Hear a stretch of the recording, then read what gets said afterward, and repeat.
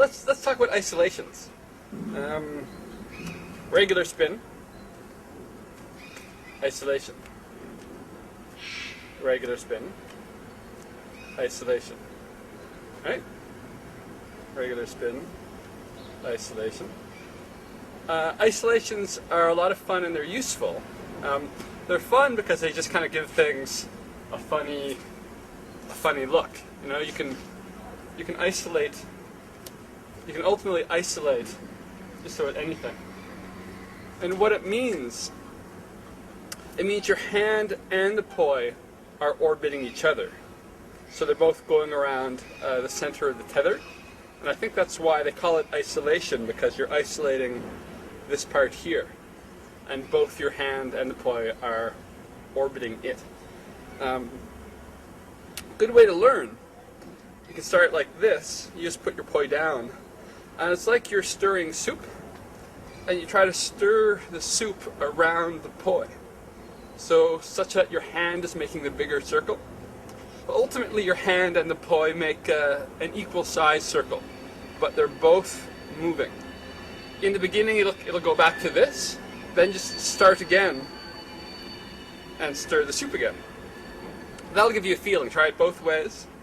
And keep starting with your hand making the bigger circle, but let the poi move as well. But they both move. And when you get a feeling for that, eventually you just bring it up onto a wall plane. And then you're isolating. It takes a little bit of time.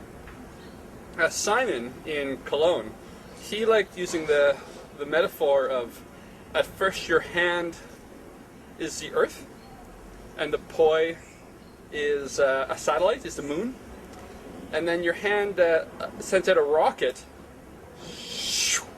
to go and chase the moon around the Earth. So that's what's happening. Off it goes. Ta-da. Isolations, they're useful because they also really help you stall.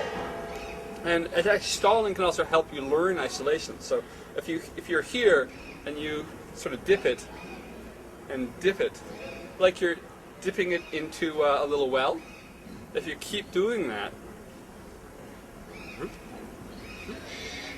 that's also a way to get the feeling for isolation. Once it started to work, you can also imagine a bit of a box, and it's sort of a focus point game.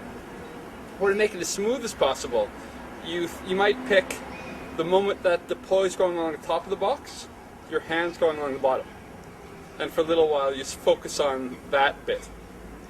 And then you focus on the bit when the poi is coming down, your hand's going up, because it's always moving like this. Then you focus on that bit. And then you can focus, say, as the poi is coming up, your hand's going down, and you focus on that bit. And then maybe when the poi is going across the bottom, your hand's going across the top, and you focus, and you focus on that bit. That's just a way to start breaking it down and see where in the circle you might be having the most trouble, so where you can improve the quickest. Isolations are also useful because they really teach your hand to really move on a plane, and it trains your hand to move in a circle.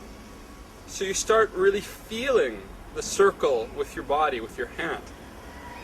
So that's great because, say to do a stall, your hand has to trace the path of poi and then pull it back. So there's a moment where your hand traces through the same path, same circle the poi makes, and that's how those stalls work. So as you begin to feel the path of the poi, because your hand's doing the same path now when you're isolating, that's what will help you with these stalls. It also opens up all kinds of possibilities. I mean, it helps you with your anti-spin, because in a way anti-spin takes a tiny bit of isolation, I think. It opens up entire new move possibilities. For instance, an inversion requires isolation, because your hands are isolating around the poi and around each other. And it just adds that flavor. So you can learn, one of the great challenges is trying to learn a fully isolated 3-beat weave, which slowly but surely I think I'll get. it's also even things like in the super duper ooper loops, having that ability to have a bit of feeling of this is part of the feeling you use to get that. So it's in the long term, it's a pretty fundamental thing to play with a bit. Oh, and also hybrids. You may have heard of hybrids. The great Ronin and the great Andy are my hybrid inspirations. A hybrid means you're combining extension with isolation. So one hand does extension, the other hand does isolation. And it's a hybrid of many things. For instance, if you look at the poi are going split time, but my hands are going the other time. And if you watch long enough, that will make sense. You can hybrid in all kinds of ways. You could also, of course, do a hybrid where it's your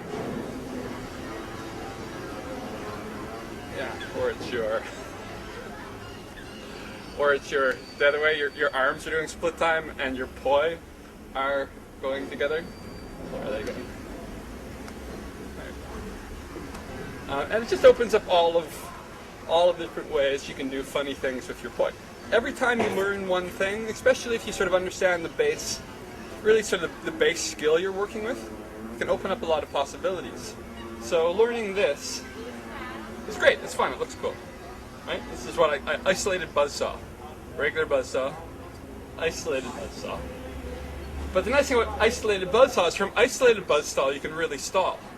Right? So if you're doing a nice isolated buzz stall, you can do those stalls. And then once you're doing that, of course you can go into the variations. You know, you can stall into the chase, stall into opposites, stall into the other chase, etc. But that's really what this feeling of isolation, or even like this opens up all these possibilities. From here, you can, that those stalls are so easy, and from there you can go this way, right? So it's that isolating that gives you the ability that as you're performing, so you're spinning along and going boom, boom, boom, boom, and all of that is partially from having a feeling for isolation. So I really recommend learning it.